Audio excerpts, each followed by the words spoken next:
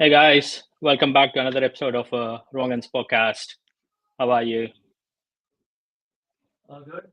How are you doing? All good. Yeah, How All about good, not you? man. bad, thank you. Yeah, absolutely. And All right. obviously, special mention to one of our good old friends from Wrong One Days, Deep. Welcome on board. Hope you enjoy the Thank you, ride. Dinesh. Obviously, we've known Deep for some of our viewers who's not familiar with Deep. Deep used to be part of the original Wrong Ones, in the Last Man Stands. So yeah, it's good to have him back on the podcast today. Really quickly, right before we get into the details, obviously, the ongoing Border Gavaskar Trophy, day two at the Sydney Test has its own drama. So, really quickly, let me quickly summarize where we are in terms of the scorecard, and then we'll get into the details, right? So, India 145 runs ahead, 6 wickets down. We have Ravindra Jadeja and Washington Sundar at the crease. Jadu batting at six, and Sundar at Jadu with a score of eight, and Washington Sundar with a score of six. Still a lot of work to do.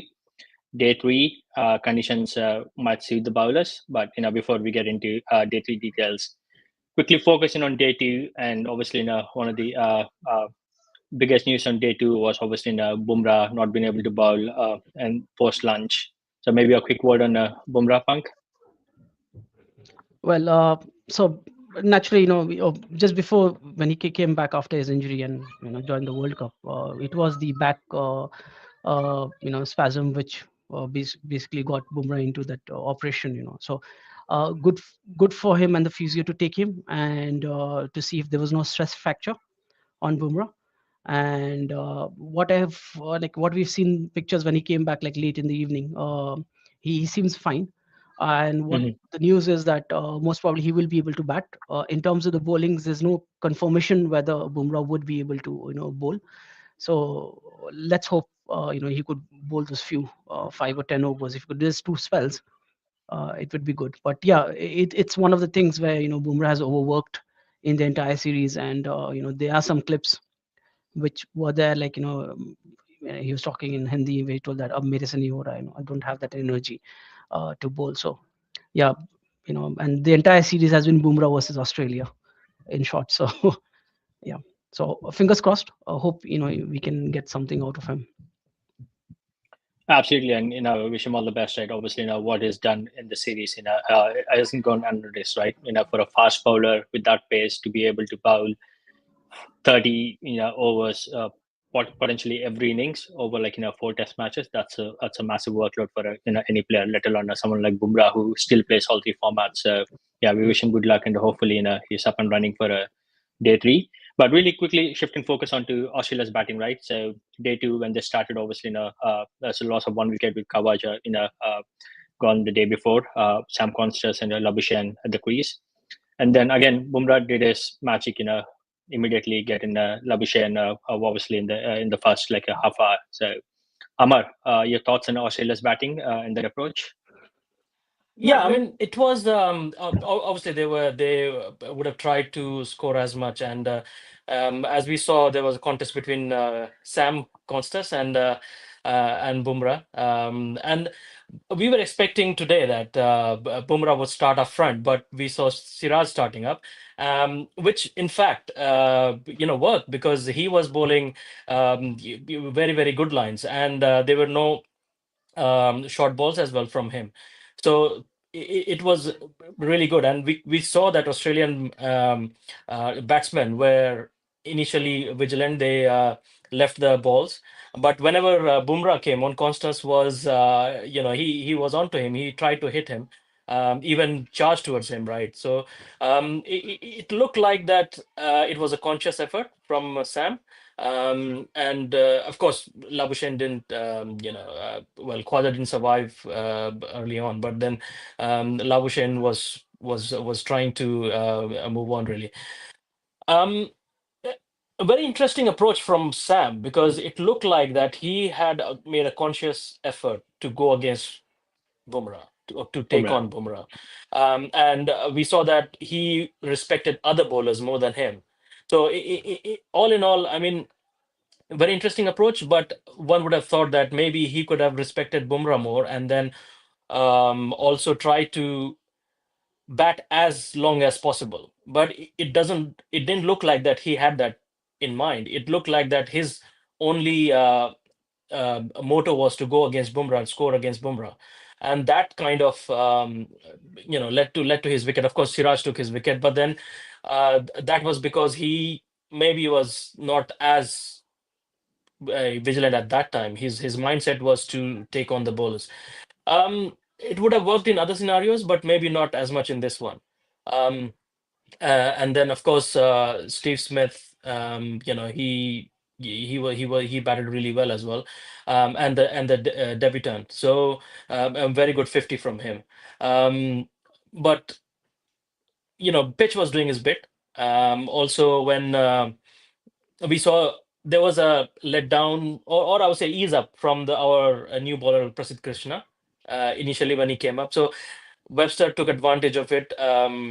Stephen Smith took advantage of it. So they had been kind of knuckled down by the other bowlers. But when Krishna came in, he bowled short initially. I don't agree with his length initially because pitch was doing its bit. He could have just put the ball in right areas and it could have helped. But the Australian batsmen recognized that very, very quickly and took advantage of it. So we saw that they were spot on that part, that they took advantage of Prasidh Krishna. But later on, the Krishna, when he rectified his length, it was difficult to play. But all in all, yeah, Australian batsmen, they had an approach which was slightly confusing to me, especially in this test match, which was it's kind of series in line. So that's why I thought they would have been more vigilant. But yeah, this is the situation now. So India should take advantage of it. Absolutely right. So before we go into the details, the point you made, like, there's a small partnership that sort of developed between Steve Smith and Webster, right? Webster obviously making a 50 on his debut. There's a lot of chat around, him replacing Mitchell Marsh. So maybe maybe a quick word on obviously, the partnership and then the way Indian bowlers bounce back, especially with, Bumrah out of play at this point, right? So someone like Siraj and Krishna to kind of step up. Your thoughts on that? Yeah, I think they probably approached it correctly, in my opinion. I think they were finding themselves at 47 for 4 or something like that, right? And then it was a case of they found the same situation, right? India in the first innings tried to play the time on the assumption that maybe after 40, 50 overs, it becomes easier to bat. But there comes a ball and they just lost it, right? So I think it was a conscious decision, mainly from Steve Smith initially, to put some pressure back and get some runs in, right? Because he probably figured it out that even if they bat time, there will be something in the pitch or throughout the day, and they might struggle themselves to just 120 odd. That positive approach helped them in a way.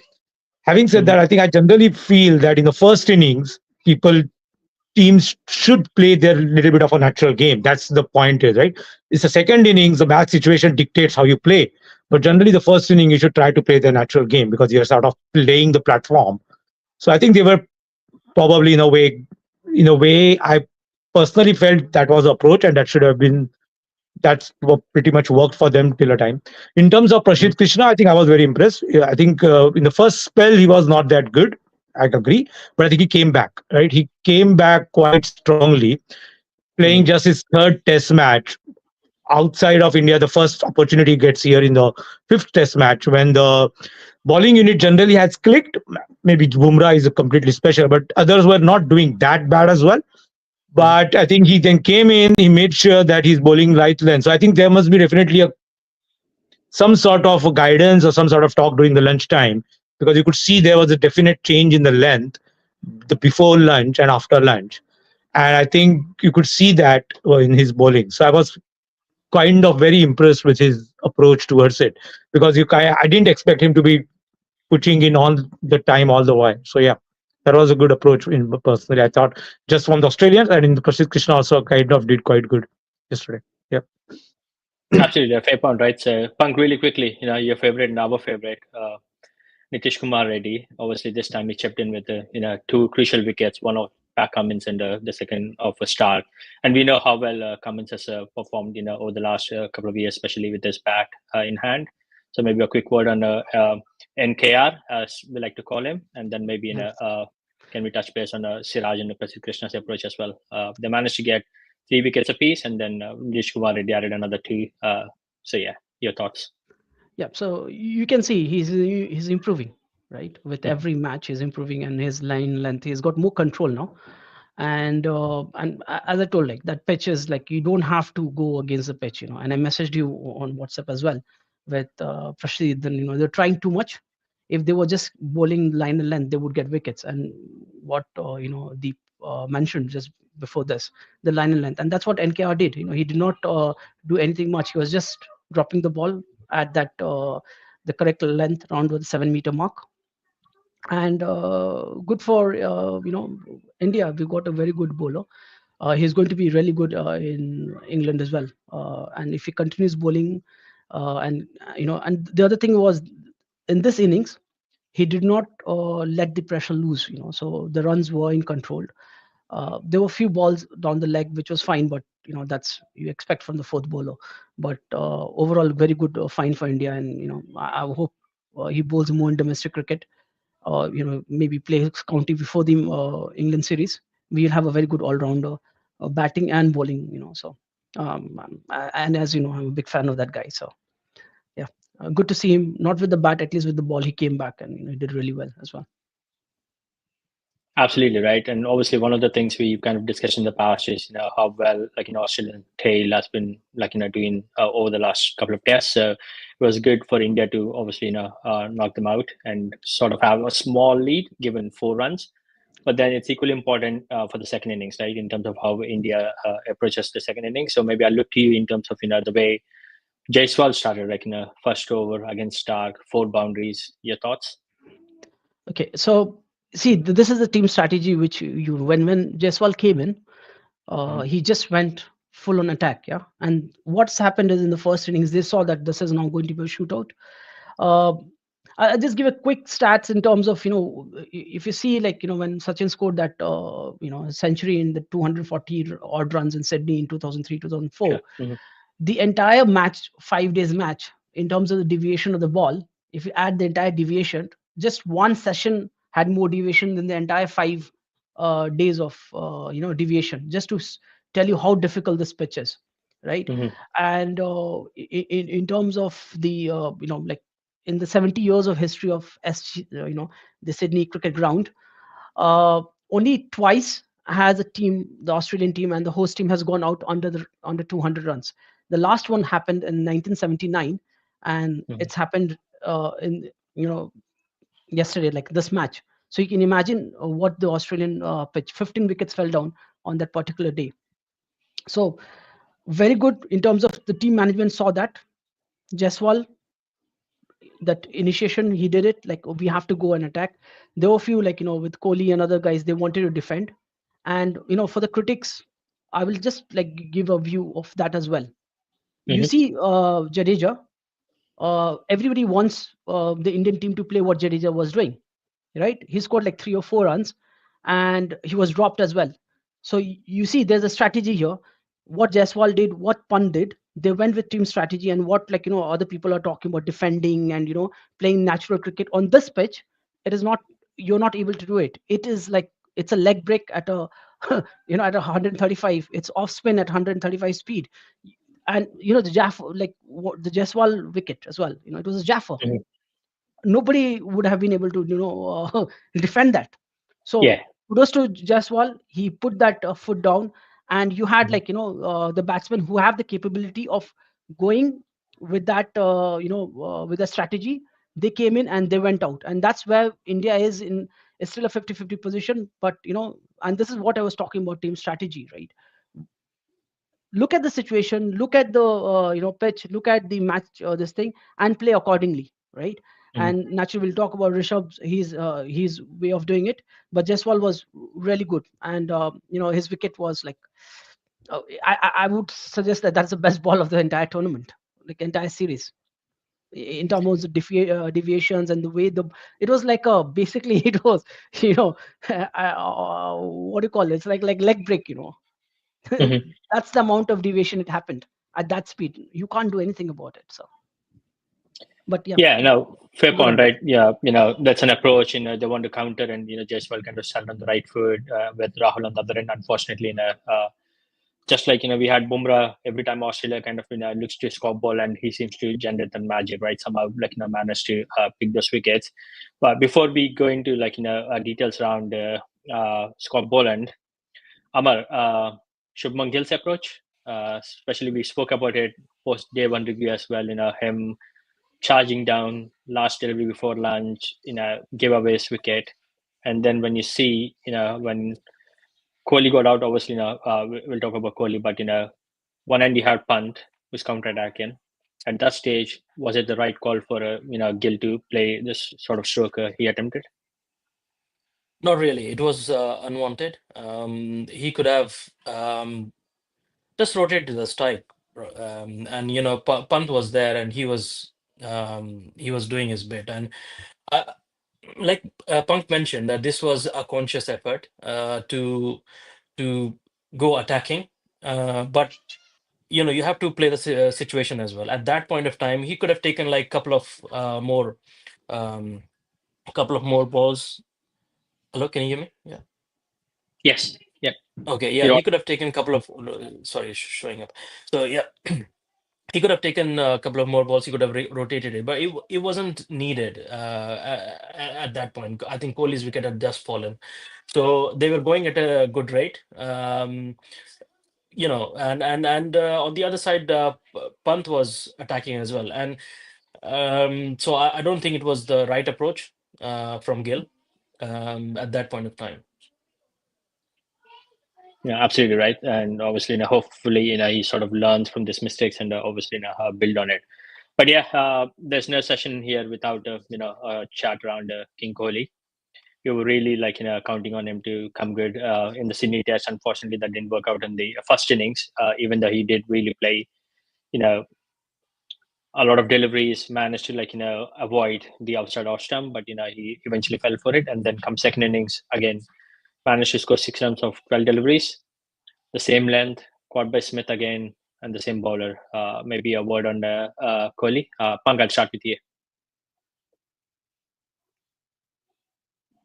Yeah, so basically, I'll just give you the first innings, in terms of deviation. So Boland's dismissal ball in the first inning was like 135.7 kilometers, the speed, Speak. and it pitched at 7.88 meters, the length, and the ball deviated 1.36 degrees, right? Mhm. The second dismissal was 135, 7.81, and it deviated 1.36. You see, what I'm trying to tell is like it's not an easy pitch to bat, and like I've been very critical about on the Melbourne Test and the ones before this. Mhm. This one was like it's a Jaffa, right? The ball, because it's having uneven bounce. It's the greenest pitch ever in the history of Sydney Cricket Ground, and so unlucky.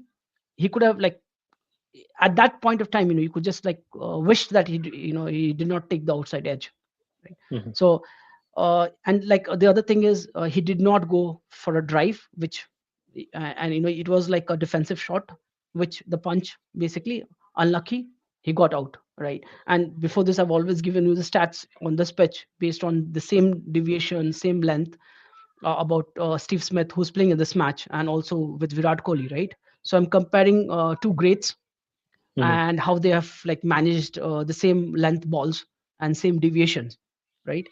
And nothing else, you can't do much about it, right? It's more of a luck now, uh, right? And if anybody has the skills to go out and just go and hit the ball, you will be able to get runs. But there is this, every third ball there will be a ball which will deviate like a leg break or an off spin at close to 135. So kudos to the batsman, right? You can't do much Absolutely about right. it. Yeah, it's Yeah. not an easy pitch to bat on, but the minute I brought up Kohli's name, I saw a little brush on Deep's face, so maybe I want to get Deep's opinion on Kohli's approach. No, I thought, yeah, I think I agree with that, that there is a huge deviation in the pitch. But I think the both times when Kohli has got out, he could have left the ball on the length, right? Even if it would have come inside, it would have hit him on the rib cage, and it's never going to be an LBW at all, right? So there were opportunities here that when the ball is short, you could just leave it at the end. It, take a body blow occasionally if it comes in, but that's one approach. I think a lot of his problems, in my opinion, I think it also comes down to is after the series, maybe there's a good talk needs to happen with selectors with Kohli, right? And I think in I approach the way it is his motivation there now to actually improve, right? He's probably, if you think about his 2014 series in England, he got out 9 times out of 10 times. Basically, Anderson got it right. Mhm. At that time, he was young. He had a motivation.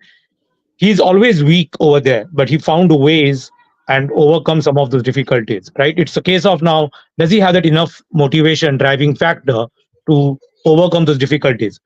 Two approaches he can try before the England series. Maybe he can try to find a short term county contract, 3, 4 games before the series. That's one approach. Other approach is maybe he can try to not come down as 2 down and maybe come down at a 3 down potentially and see. And that also grooms a younger player at 2 down because and see if that works for him for a couple of matches, right? And these are the couple of short-term measures he can look to do before the England series. But I think it's Mhm. a case of he needs to really look himself into the eye and say, okay, does I have the enough motivation and the eagerness to carry out and make sure that he can overcome the difficulties? It's really his own. It's not his call, but it's something which he needs to have an honest discussion with the selectors. That's really the thing because you can't keep on having your premier number 4 batter constantly putting you under the pressure. So either Mhm. moving down the order, getting number 4 someone else, or put in some 3, 4 games before the next matches, somehow find a game time and see whether some other. In this match, he's more side on, so he's trying because his issues are, in my opinion, his issues are more technical in nature rather than, and those are the sum. If you have a technical problems, he can work that out in nets, etc. While on the other hand, Rohit Sharma's problems are completely different. He was out of form. Kohli doesn't look to be out of form generally. He just has a technical problem, so which is probably bit more easier to solve. Sometimes I believe he needs to find enough motivation among himself now to get that done. Yeah. Yeah, fair assessment, right? Obviously, now you need to probably take some time away, revisit things. Amar, really quickly, do you think that's the last time we would see King Kohli in Australia? He's 35 now. The next BGT is not another 4 years in Australia again. So, In Australia, definitely yes. This is the last time we are seeing him. But he will. He's not retiring anytime soon. Like you know, mhm, I agree with Deep's point that he's not in a bad form. It's just that he's got one weakness, and the opponent team is exploiting that weakness. So he will be playing, mhm. but yeah, it's too far away next BGT. So I would say yes. In Australia, this is his last time. I think but the cricketing fraternity recognizes that, understands that as well. That probably he's not coming back here, and you can see that off field he's getting that kind of reception where it goes because they do know that he's probably not going to come back to Australia. So yeah, all in all, he's not retiring, but he's not coming back to Australia. No, absolutely right. So the point you made, they do recognize, what he brings to the table, right? Obviously, when he got out, even in a similar pattern, like, there was a standing ovation when he was leaving, the pitch yesterday was just like dismissal. And then, I mean, if the Australia Prime Minister wants to get selfies with you, you definitely have done something, probably really good on the cricket field. But yeah, kudos to him. We definitely don't want to see King walk out that way. But hopefully, as a unit, they'll probably do something in the second innings and then hopefully come out on top. But yeah, Punk, the point you made, pitch is difficult to bat on. So Yeah. maybe that's why our very own Rishabh Pant took pitch out of the equation. First delivery, you just lost Virat Kohli. We have Sunny G giving all his feedback over his approaches in the last previous tests, but then to counter attack the way he did, 60 of 33 deliveries. Your thoughts? So like now this is where I was talking about team strategy, right? So where how Jaiswal started, right? Yeah. And these were the main two guys, and maybe Nitish Reddy would have been the third person who would have which the management would have talked about going for the Mhm. shots. Rest would have been trying to play around. Uh, that's what clarity of thought is. So if he went there and he was defending, then the person, like, that's what he actually followed the team strategy and he came out. And see, the thing with Scott Boland, right? Mhm. uh, he's like a bowling machine, and Amar, myself, we have talked about this for like I think ages now, 3 4 test Mhm. matches, that brilliant replacement. He has a full control line and length, so the only way to get you know Boland out of his line and length was to counter attack. Brilliant strategy. And the thing is, if you see how Pant played this match, right? Mhm. He was hitting the gaps. You see his shots, he played more front on, right? And he did one reverse scoop, but after that he never tried again. So it's not like he went he just realized his mistake. I mean, there's a third or fourth ball, and then after that, Mhm. like, he never did that, and he came back to his senses. He was playing straight. And this is what we are talking about, the chess game. The players were moving around. He was hitting over cover drive, over the things. You had a four, then they moved around long on. He went lap sweep, got a four. And then with the speed, now you see 140 plus. Mhm. And then he scoops him, or like, he just pulls them for six, because you had like pace on the bat. Yeah. Yeah. So, and this was like 80 meters, 73 meter, 78 meters, 83-meter sixes, right? So it was easier for him. So his strategy was basically, he did not go for like trying to hit sixes of like some lollipop balls, which you call like 120 less. Mhm. These was like, his strategy was good. Best thing was, he was hitting the gaps, and this is what we were talking about, right? Mhm. And that's what Sunnyji was talking about. Look at the situation, look at the field placements, and then play accordingly, right? You have the talent, and he moved the field around. He got the runs. So kudos to Pant, and this is what Pant is, and that's why in the entire Australian media, and even if you Harsha Bhogle as well, there's one person they're scared about is Pant. Nobody else in the Indian team, because and he's actually taken India to a place where it's 50-50 now. Mhm. And if Bumrah is there, then this is a winning total. Based on, like, I'm putting the equation here as well. Based on the deviation stays at 1.4 degrees, the same and swing. This Mhm. this is a very good total if Bumrah is bowling. If Bumrah does not bowl, and if India will if the Indians manage to get another 40-50 runs, 190 plus, it's going to be very difficult. But I hope, if the condition does not, like, flatten out, if the same Mhm. condition is given to Australia, India is going to get them out. And Pant, basically, he's shown what should be done on this pitch. And again, before this, I talked about Jadeja's approach as well, which everybody is talking about. Oh, why not a test match is like on this Mhm. pitch at this division. Jadeja is an example where he's just scored 6 runs of 33 balls. He's missed a lot of, and he was dropped as well. So if you Mhm. approach, like, Jadeja approach is a traditional test match approach, which everybody talks about, and Pant is the approach which should be taken on this pitch. Sorry, I'm interrupting you here. Mhm.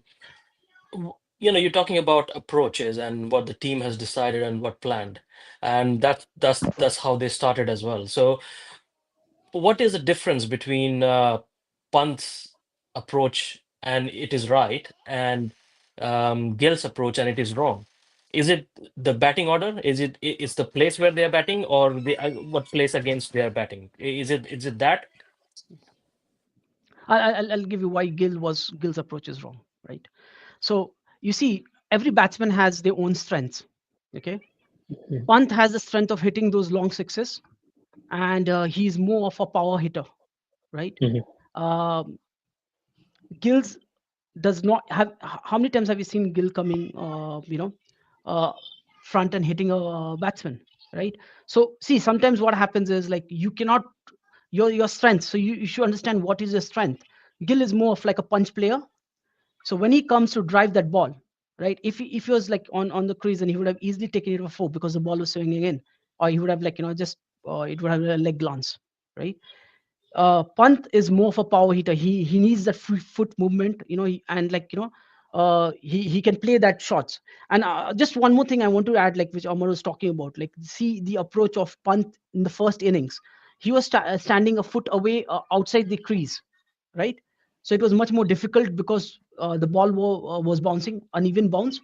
In the second innings, Pant was behind the crease, like a foot inside, like the crease, right? So he had more chance of playing this, leaving the ball and driving this ball. And when he was approaching the ball, it was more of a fuller length because the bowlers were bowling much more fuller to him. So these are some tactics which you have to understand. Punt's approach and Gill's approach. So Gill does not have a strength of coming forward and trying to hit.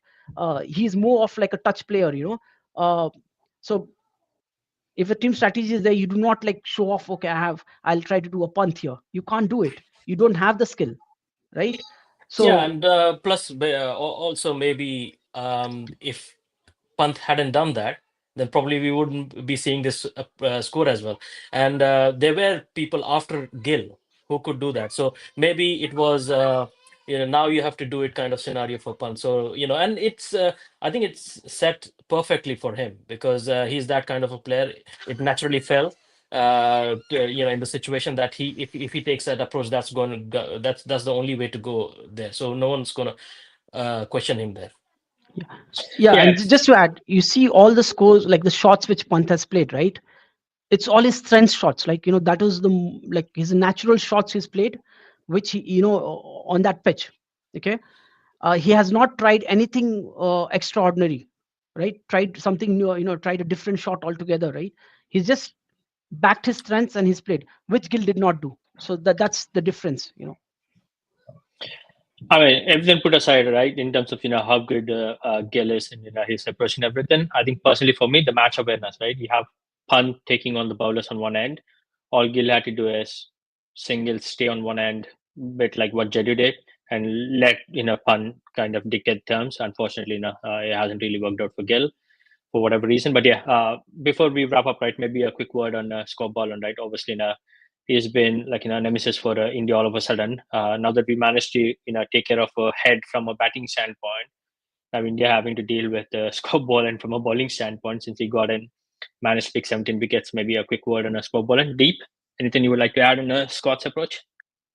Yeah, I think in my opinion, he's just a length and line bowler, but I think that works on these pitches. I think he will struggle in subcontinental conditions, and that's my personal opinion. But in Australia and England, he will get you wickets. He's just that relentless length and line bowler. He doesn't deviate much, and that's what I think he's probably showing also sometimes that he's not trying to do too many changes to his action. He's not trying to put too many variations. Comes in, bowls in at a good pace, and just gets it right because he knows pitch will do the things for him, and he doesn't have to be too fancy or to try out few things. And it's good. I think he's in a form bowler, and personally, I thought they might miss Josh Hazelwood, but I think it was in a way the blessing in disguise. To be honest with you, I think he has also made sure that Stark, who is occasionally struggles with up and down with his form and etc., and they don't miss Stark because Cummins on one hand, and that's where I think the difference is also between our bowling unit and India bowling unit and Australian bowling unit. It is much more rounded. Australian bowling unit, you have four genuinely good bowlers, four genuinely wicket-taking bowlers, while in India you have a Bumrah and others are sort of blowing hot and cold, occasionally good, occasionally not, and that's where I think there is this bit of difference between the two teams as well when it comes to the batting. I think the Melbourne 450 was a classic example. Once it got 450, it was never going to be possible for India to chase down or anything about it. It was basically a draw in that case, right? So, yeah. No, absolutely. And you made a great point, right? And there's something I've noticed as well with Scott Boland, right? You don't see him trying a slow delivery or a scramble seam or anything. All he does is just go with the same seam, the same length, the same line, and he just waits for the batsman to do a mistake. And unfortunately, with this line and length, there's not much he can do as a batsman. And Punk obviously spoke at length about the Sydney pitch and how well it is for helping out the seamers, right? So before we wrap up, right, day three approach, 145 lead. Amar, do you think we shot in terms of another 50-60 runs? What would be an ideal target for India going into day three? Yeah, I mean, we will get another 50 runs. We will get that, and I think that will be a good total. What I see from now on is this is a good place for India to be. with that pitch, and also it's it will be a used up pitch as well. So, but what I'm thinking is, if the rain does not play spoil sport here, then India is winning this one.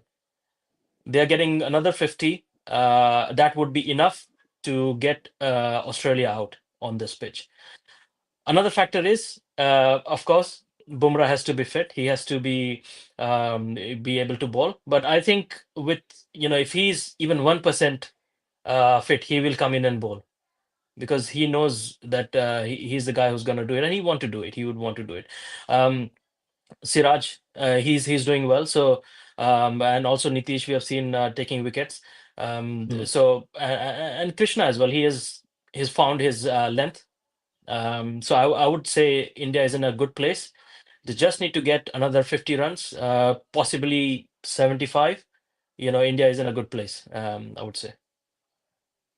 Absolutely, and really hope things sort of unfold well for Bumrah this morning. But quick word on obviously Rohit Sharma and an interview that took place during lunch yesterday, where he categorically made it clear that he's not retiring. He sat out for the team's sake and his own form. I think which is great, right, for someone like who is leading the team to be able to put his hand up and say, "Look, I'm not in a good shape, good form. This is not helping the team's cause. So I'm happy to take a back seat and the team kind of move forward."